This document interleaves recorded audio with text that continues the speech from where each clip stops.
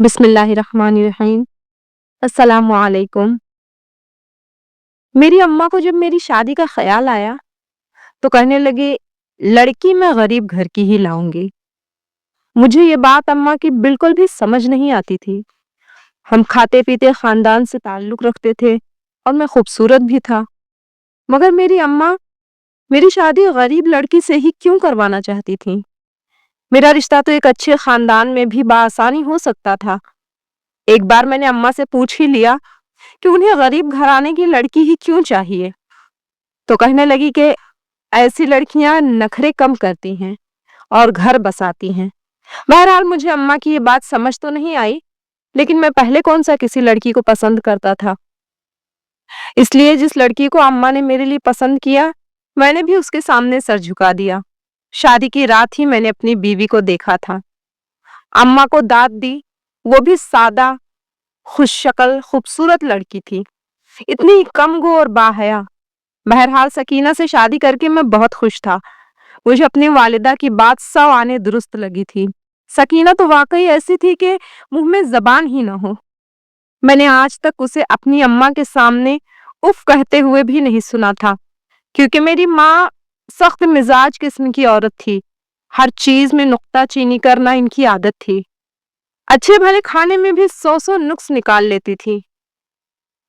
मैं तो शादी से पहले घबराता रहता था कि अगर मेरी बीवी भी जबान की तेज हुई तो मेरी माँ की इस किस्म की नुक्ताचीनी की आदत को देखकर घर में हंगामा खड़ा कर देगी।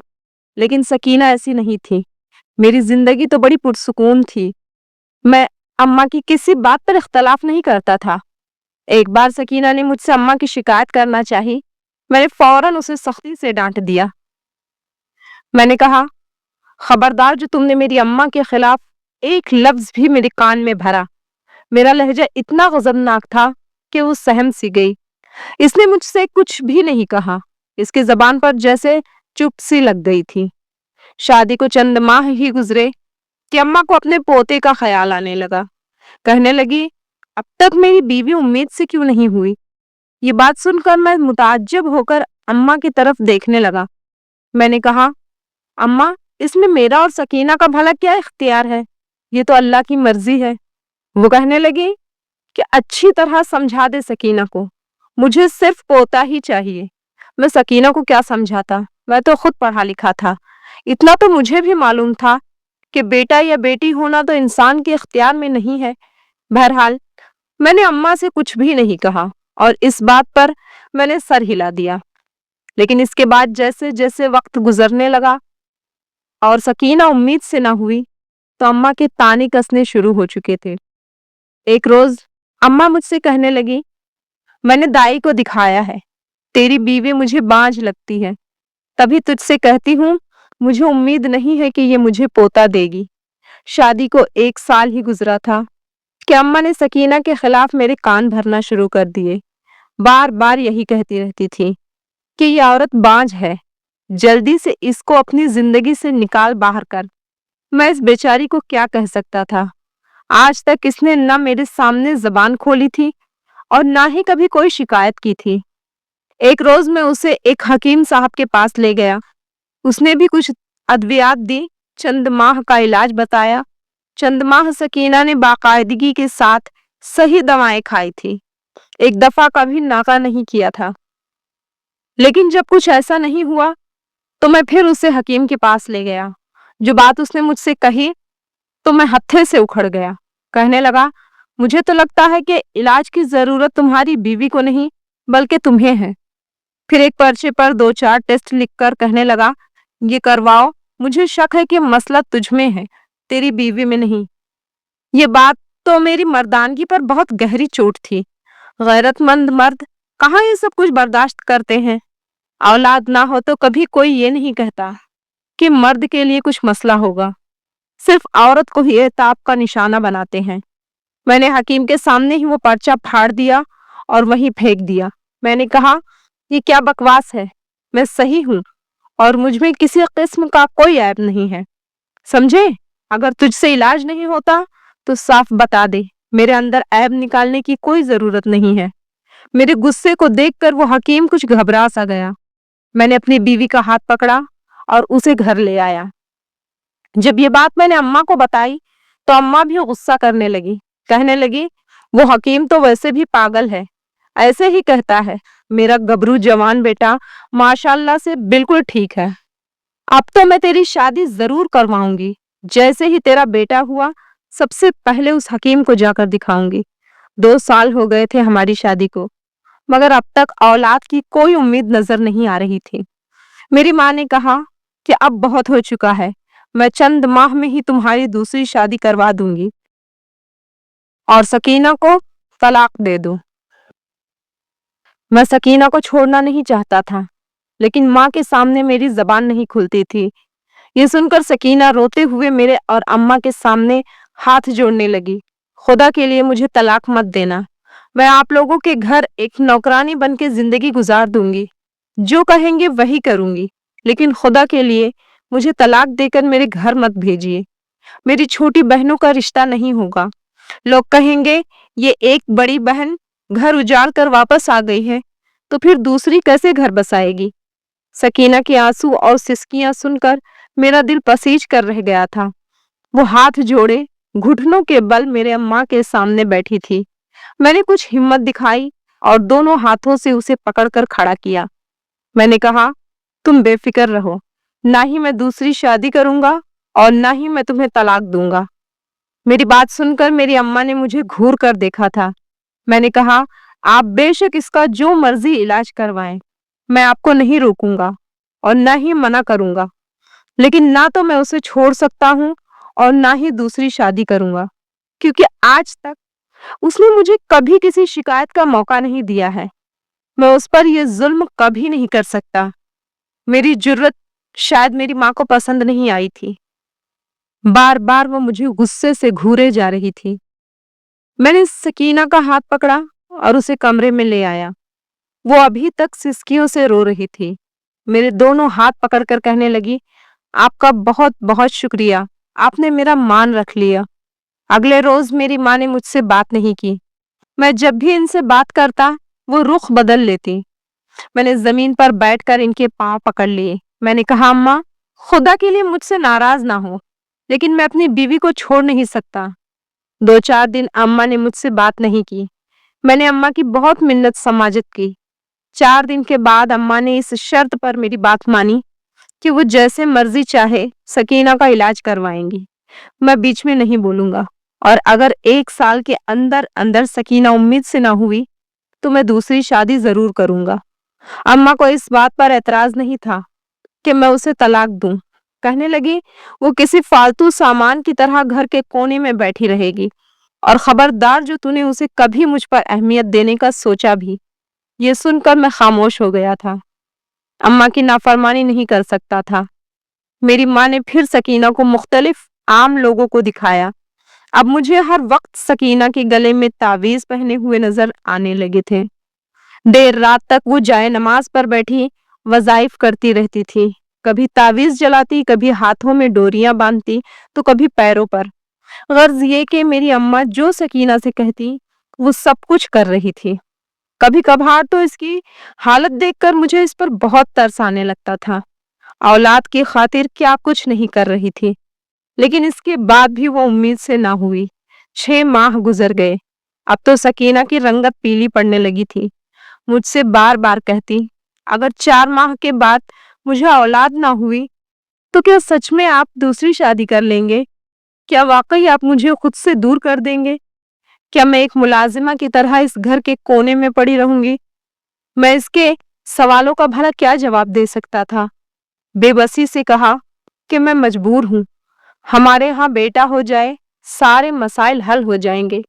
उन्हीं दिनों मेरी वालिदा को किसी पड़ोसी ने यह बताया कि हमारे साथ वाले गांव में एक आमिल बाबा रहते हैं, जो बे औलाद औरतों का ऐसा पक्का इलाज करते हैं कि लाजमी बेटा ही पैदा करती हैं।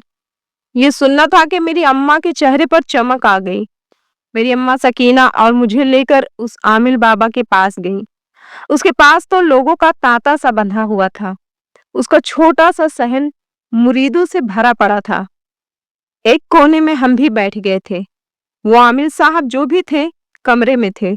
छोटा सा कमरा था, जहां दोनों मियाँ बीवी जाते और 5 मिनट के बाद मुस्कुराते हुए वापस आ जाते। तवील इंतजार के बाद हमारी बारी आई। जैसे ही हम आमिल के पास गए, अम्मा साथ थीं। सकीना बहुत ही खूबसूरत किस्म की औरत थी।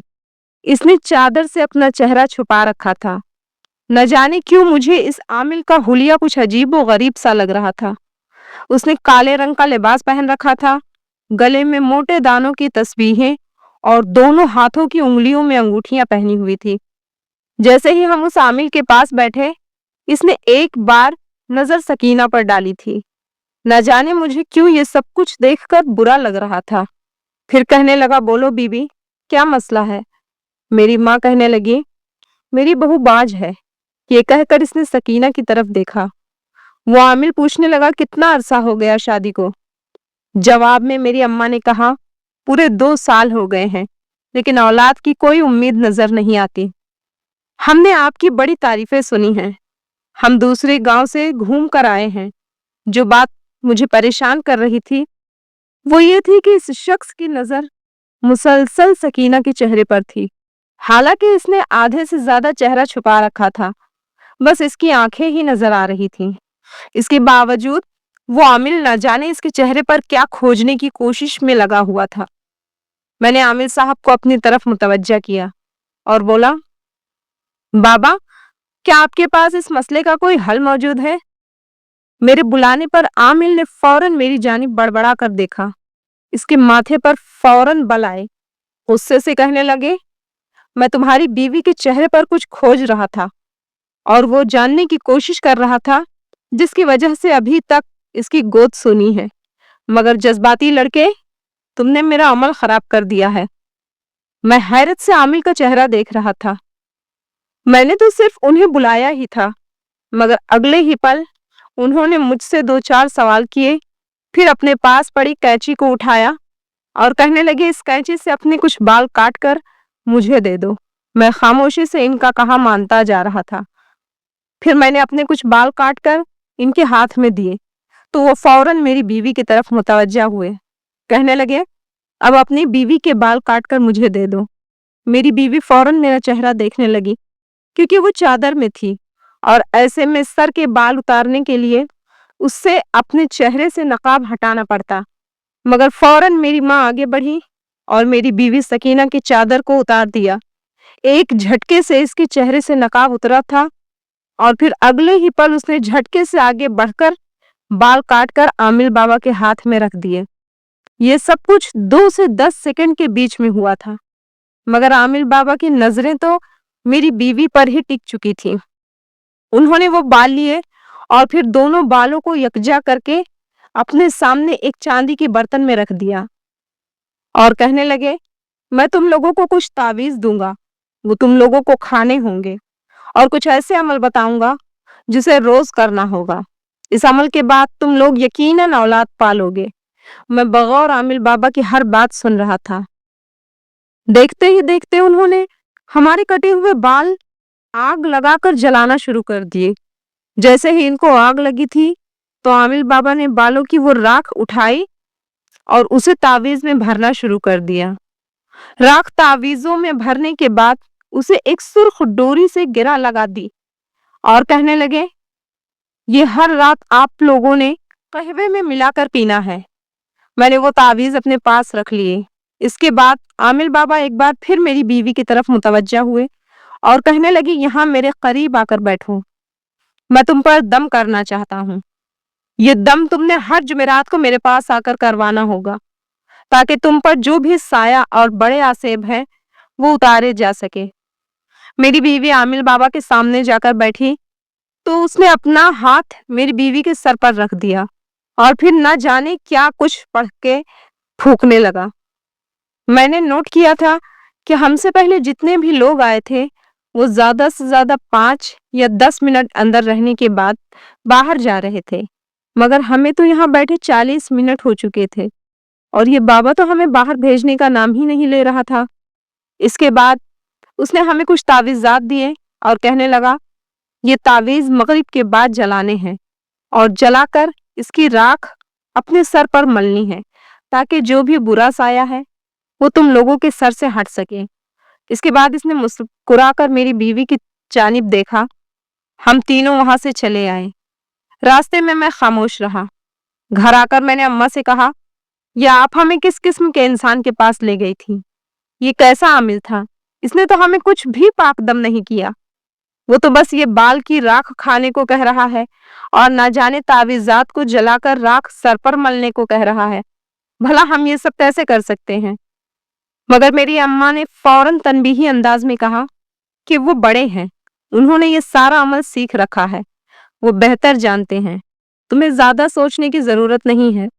बस जो कुछ उन्होंने कहा है वो सब तुम करते जाओ।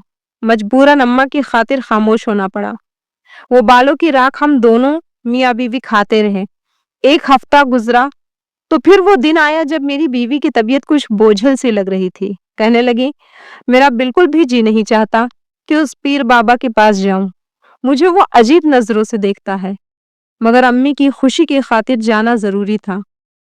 मैं एक बार फिर अपनी बीवी को लेकर वहां चला गया। इस बार भी उन्होंने कुछ ऐसे अजीबो गरीब अमल किए और फिर हमें तावीज और डोरियां खिल खाने और जलाने को दे दी। 2 माह गुजर चुके थे मगर अभी तक कोई उम्मीद की किरण नजर नहीं आई थी। इस बार मैंने अम्मी से कहा, अगर इस बार भी इसने यही सब कुछ दिया तो अगली बार मैं नहीं जाऊंगा। अगली बार जब हम आमिल बाबा के पास गए तो मेरी अम्मा उसे कहने लगी, हम 2 माह से आपके पास आ रहे हैं मगर अभी तक मेरी बहू को कोई खुशखबरी नहीं मिली। इस पर आमिल बाबा मुस्कुरा उठे और कहने लगे, अभी तक इलाज पूरा नहीं हुआ। इलाज का असल मरहला तो अभी रहता है। वो करने के बाद ही तुम्हारे यहाँ बच्चों की किलकारी गूंजेगी।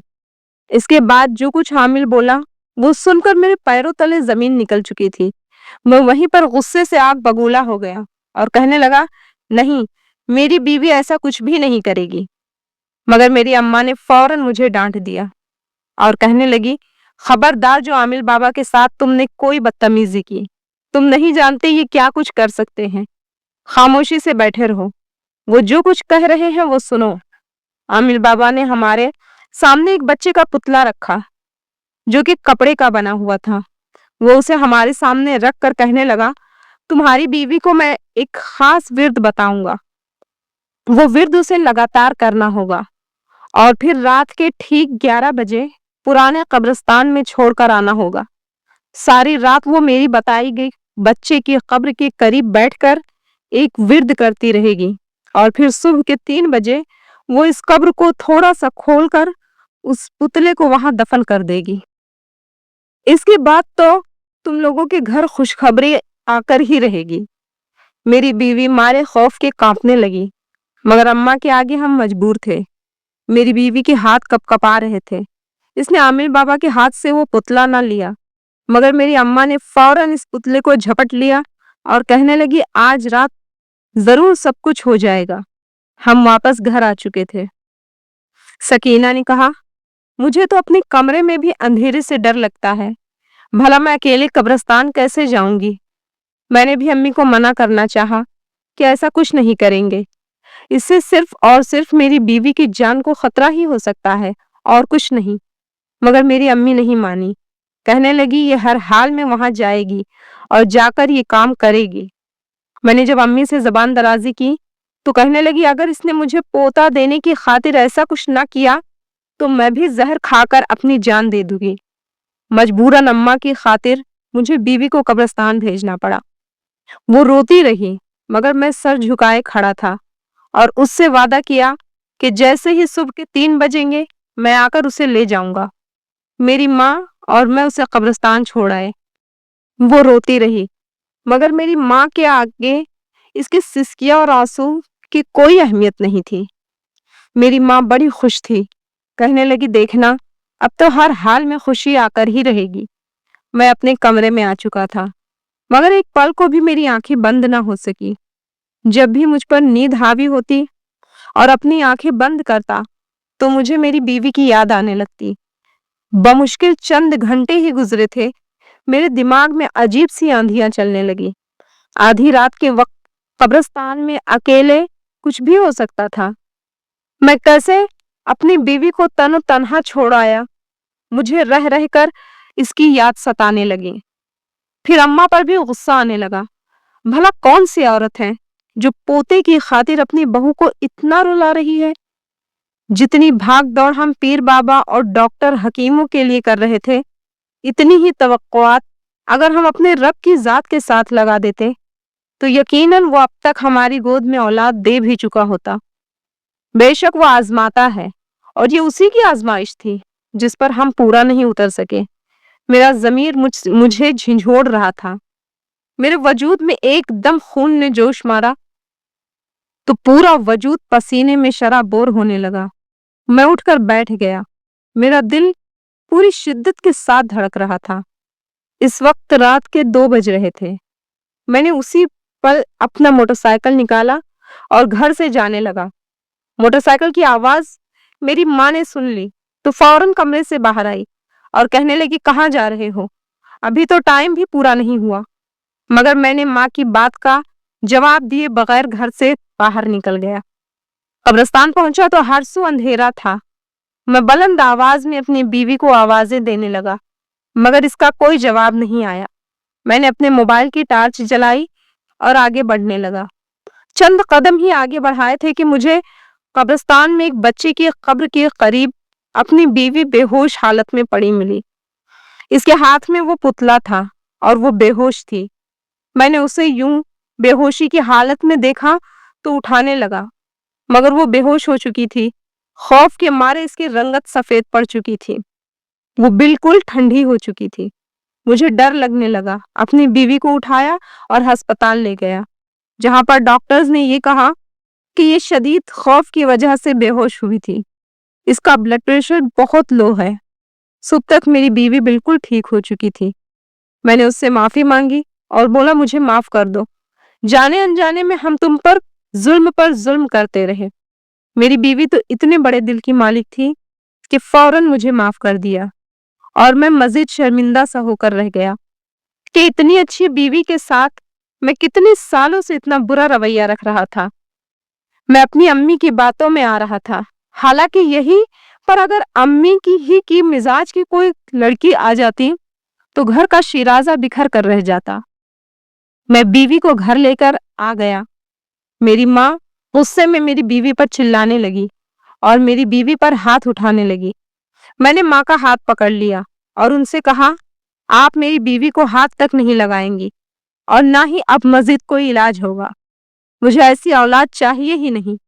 آپ کو تو شکرانے کی نفل پڑھنی چاہیے کہ کتنی اچھی بہو آپ کو ملی ہے جو آپ کے ہر ظلم اور ستم برداشت کرتی رہی۔ مجھے ایسی کوئی اولاد نہیں چاہیے۔ اگر نصیب میں ہوگا تو مل جائے گی، ورنہ میں اور سکینہ ایسے ہی خوش ہیں۔ میری ماں میرے منہ سے یہ باتیں سن کر جیسے بت بن کر کھڑی ہو گئی۔ کتنے ہی دنوں تک اماں نے مجھ سے کوئی بات نہیں کی۔ اماں نے ایک بار پھر میری بیوی کے بارے میں مجھے بھڑکانے کی کوشش کی، مگر اس بار میں ان کی باتوں میں آنے والا نہیں تھا۔ مجبور وہ تھی، انہیں ہی ٹھیک ہونا پڑا۔ ان کا رویہ دھیرے دھیرے سکینہ کے ساتھ ٹھیک ہوتا چلا گیا، کیونکہ اب میں سکینہ کا شوہر اس کے ساتھ اس کی ڈھارس بن کے کھڑا تھا، اور جب شوہر بیوی کے ساتھ ہو تو کس کی جرت ہوتی ہے جو اس کے خلاف کچھ بھی کر سکے۔ چند ماہ کے بعد میری بیوی کی طبیعت خراب ہوئی۔ ہم اسے ڈاکٹر کے پاس لے گئے تو پتا چلا کہ وہ حاملہ ہے۔ وہ دن میری زندگی کا سب سے حسین دن تھا۔ میری بیوی نے اس کے بعد جڑواں بچوں کو جنم دیا، ایک بیٹا اور ایک بیٹی۔ ہماری زندگیوں کو خوشیوں سے بھر چکے تھے۔ محترم ناظرین، اگر آج کی ویڈیو آپ لوگوں کو پسند آئی ہے تو اسے لائک کریں، شیئر کریں اور چینل کو سبسکرائب کر کے بیل نوٹیفیکیشن کو آن کر دیں تاکہ میری آنے والی ہر ویڈیو کی نوٹیفیکیشن آپ لوگوں تک بآسانی پہنچ سکے۔ ملتے ہیں اسی طرح کی نیکسٹ ویڈیو میں، تب تک کے لیے اللہ حافظ۔